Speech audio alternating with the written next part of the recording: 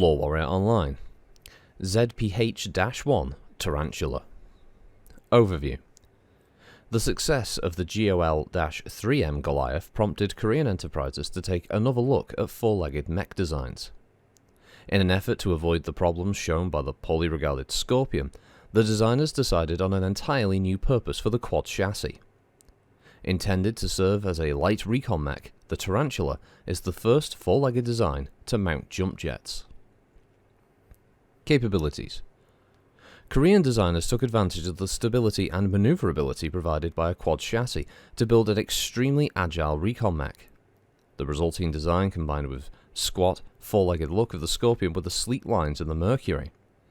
The noticeably comfortable ride, improved stability, and handling are subtle but key factors in winning pilots over to this unusual design. In fact, once a pilot grows accustomed to the different feel of a four-legged mech, the Tarantula is clearly superior to a bipedal mech of similar specifications, such as the Spider. The Tarantula's primary weapons are two Magna Mark II medium lasers, mounted in pods on the upper surface and the left and right torso. The Tarantula also sports a Hovertech Streak SRM-2 in the center torso, directly below the cockpit. Deployment. Originally received with skepticism, the Tarantula had to be assigned on a voluntary basis. Korean enterprises created a comprehensive marketing campaign, including volunteers, promotional holovids for distribution to appropriate units, and actual battle footage with MechWarrior testimonials. The company even donated numerous machines. However, the Tarantula was so far ahead of the design curve that only by the 3060s and its renaissance in four-legged designs, among them the Scirocco and the Barghest, enabled it to find any sort of acceptance. Strangely enough, the wild exploits of the 17th Recon Regiment in the Draconis Combine have allowed Korean enterprises to push the new 4A variant to its largest market yet, the Draconis Combine Mustard Soldiery.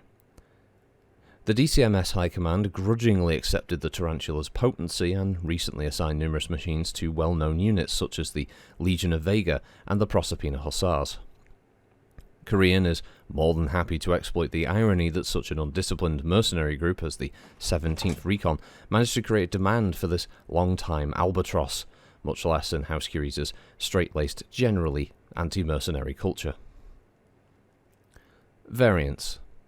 As extended-range medium lasers become more prevalent, the 2A variant arose, swapping its medium lasers for extended-range versions. A more radical variant, the 3A, trades all of the weapons for a pair of medium pulse lasers while dropping a jump jet and utilizing endo steel. This latter change allows increased armor protection to an impressive 6.5 ton. The most recent and extreme variant is based on a custom job made famous by Lieutenant Rosita Ramirez of Camacho's Caballeros. The 4A starts out like the 3A, but trades all weapons and jump jets for an extended-range PPC and a C3 slave unit, while exchanging 1.5 tons of its armor for mask to compensate for the loss of jump mobility. Notable MechWarriors. Lieutenant J.G. Rosita Gavia La Wolverine Guadalupe Ramirez. If Rosita were beautiful, she would fit the classic femme fatale mold with a capital F. Her almost preternatural abilities have led some among Camacho's Caballeros to call her Little Cassie, in a tribute to Cassie Southern, famed as one of the most dangerous women alive. However, beautiful is not a word anyone might use upon seeing Ramirez for the first time. Homely doesn't work either. Only downright ugly. Ramirez has battled that glass ceiling like a caged animal, pushing her rage into her piloting skills and her disdain of comparisons with Suthorn.